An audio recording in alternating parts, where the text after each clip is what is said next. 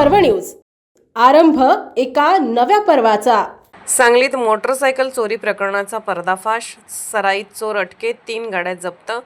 स्थानिक गुन्हे अन्वेषण शाखेच्या पथकाने मोटरसायकल चोरी करणाऱ्या सराईत आरोपीस अटक करून त्याच्याकडून 3 चोरीच्या मोटरसायकली जप्त केल्या आहेत।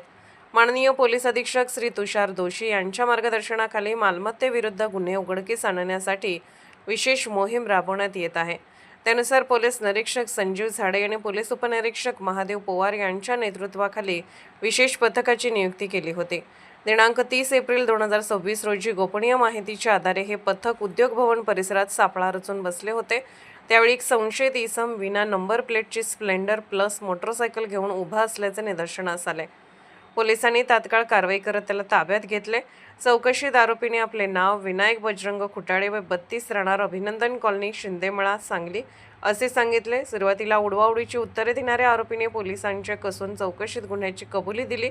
त्याने भबान हॉस्पिटल समोरून एक मोटरसायकल चोरी केल्याने तसेच सांगलीवाडी व मिरज एसटी स्टँड परिसरातून आणखी 2 मोटरसायकली चोरल्याचे मान्य केले।